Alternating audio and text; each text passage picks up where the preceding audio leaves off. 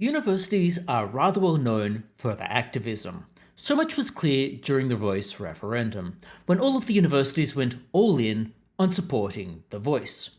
However, despite the Voice's dismal failure, universities seemingly have not given up, and are still trying to push the narrative. And so it is that Macquarie University reportedly has required students in one of their courses to issue a warm welcome to country, or they might fail the course. And this is within Macquarie University's law school, which is usually one of the most activist schools within a university. The Australian reports about this, that law students at Macquarie University face the threat of failing a key exam if they perform an underwhelming acknowledgement of country, or refuse to acknowledge traditional Aboriginal owners at all, in a move labelled indoctrination by Indigenous leaders. Now that's rather interesting. Some Indigenous leaders, and they don't say exactly who, are seemingly objecting to this, probably because they realise that forcing people to issue an acknowledgement to country hardly endears the acknowledgement to people. The Australian continues on. The presentation is worth 30% of the final course mark, and students have been told that the acknowledgement of country is one of the key 5 marking areas. The demand to perform a thoughtful, culturally respectful, and exceptionally well-written ode to Aboriginal traditional owners at the start of an oral law exam is despite the course on, quote, age in the law, having no direct relation to Indigenous matters. Now this is a little bit concerning. Firstly, they're requiring people to do an acknowledgement to country. Secondly, they're requiring a degree of content about that acknowledgement to country, i.e. a support for the acknowledgement. And then thirdly, it's reported that this particular course has no specific relationship to Indigenous Australians. Even if it did, however, that would not be a reason to have an acknowledgement to country. After all, we can talk about the law in relation to how it affects Indigenous communities without needing to do an acknowledgement to country. And indeed, many of the matters that affect Indigenous Australians might be relevant more broadly. Now, of course, this move has been criticised. Reportedly, some Indigenous leaders seem to object to it, but also myriad other people have, the general media have, and many academics have indeed, because not all academics are on board with this indoctrination. For example, Professor Haynes of the Ramsay Centre for Western Civilization has described it as a, quote, critical error and a confusion of categories, the academic and the political activist. He says, wherever you may stand on the acknowledgement of country, the fact that it is being obliged to make an acknowledgement statement as an assembled element of the academic process is basically shocking. Social justice activist projects should not be confused with an academic assessment project, and that's what is happening here. Now, if we look into the relevant subject at Macquarie Law School, it says, this unit examines the intersection of age and law, in particular, the ways in which law protects, empowers, and also negatively impacts on the lives of children and older people. This course equips students to understand the national and international legal frameworks impacting on children and young people, and the elderly, and the strengths and limitations of these frameworks. This unit is relevant to students interested in human rights and social justice, as well as students who want to gain an advanced understanding of the social legal context surrounding children and young people and/or the elderly. Now, from that course overview, we can easily see that this course doesn't directly touch on Indigenous issues. It could touch on things such as elder abuse, for example. It could touch on things such as incapacity when signing contracts. It could touch on things such as child discrimination, child welfare, and indeed child abuse. One would think that many of these matters are common.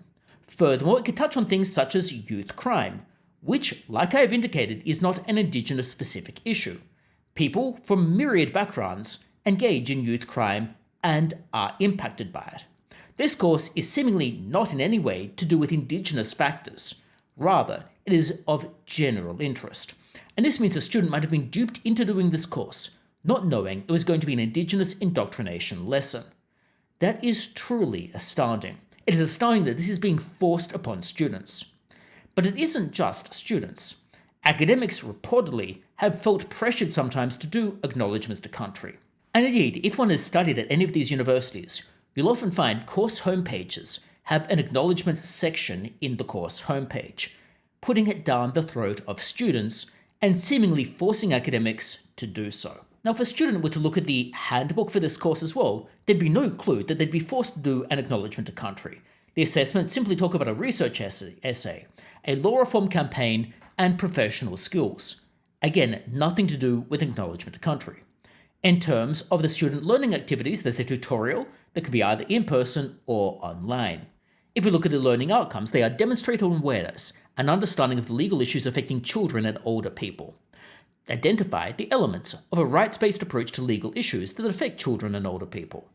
Engage in critical analysis of the way in which laws impact children and older people. Evaluate the role of law reform in key areas affecting children and older people, and demonstrate an awareness and understanding of the way law impacts on diverse communities of children and elder people. Again, nothing that would tell students that they would need to prepare, accept, or go along with an acknowledgement to country here. It's clear indoctrination on an unsuspecting audience, and something that students can't really resist, because if they were to resist this, then they risk losing potentially 30% of their course grade.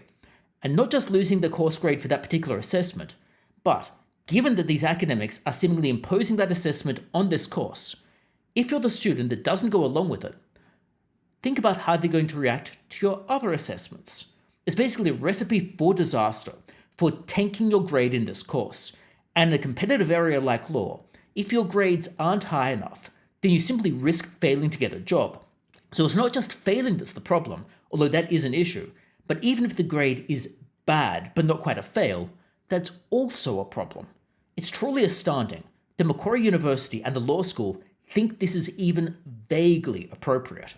And if we dig even a little bit deeper into this course and go to the effort of finding the course outline, which isn't always the easiest thing to do, the only reference I could find to Indigenous people in part of this assessment is, quote, to demonstrate an awareness and understanding of the way the law impacts on diverse communities of children and older people, especially Aboriginal and Torres Strait Islander people. That does not tell you that you would need to do an acknowledgement of country. It does not tell you you would need to do one of a particular quality. Rather, it just tells you you might need to come up with an idea about how the law might impact those communities. Those are very different things. Unfortunately, one just wonders whether this is the tip of the iceberg.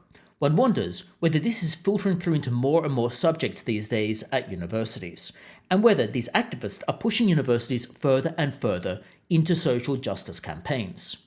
One also wonders whether during the Voice referendum, universities were effectively compelled by some of these activists to engage in the Voice. One wonders whether the vice-chancellors were effectively coerced into acting on behalf of the Voice. Whether effectively they were trying to keep a lid on things and went along with the Voice simply to prevent some of these activists rebelling. Another analogy here is they were trying to prevent the lunatics taking over the asylum. Or the vice-chancellors were trying to herd cats. Maybe the activists were effectively taking over the place. And it appears they were doing that at a top-down level, but also it appears they're doing this throughout individual subjects. One wonders how this is going to affect both A, the trust people have in universities, and also B, perhaps the future generation, and whether the future generation is really being misled by activists into believing political propaganda, something that really shouldn't be happening at universities, especially on unsuspecting and unknowing students who would have gone into a subject in good faith, think they were learning about how the law affects younger people or older people, not being prepared for this type of activist stance. It's one thing to go into a subject knowing full well that there's going to be activism. It's another thing entirely to have it forced upon you without knowing what you are getting yourself in for, especially if you went into it genuinely wanting to help older people or younger people. Now, of course, to be clear, it's not all academics that seem to support this type of activism, but the academics who do support it are so vitriolic and so aggressive that they manage to silence everyone else. If someone doesn't go along with this social justice orthodoxy, then it appears that that person would be condemned, potentially unable to get promoted, potentially unable to get ahead, potentially suffering from wage cuts. But the Australian public appears to be growing sick of it. And it will eventually impact the academics who are doing real science and work that has actual value, which is unfortunate because they're effectively collateral damage in the mess being created by the people trying to indoctrinate students. But let me know your thoughts about this in the comments below. I'd be curious to hear what you think about this whole situation and about whether universities should be forcing students to engage in acknowledgement of country.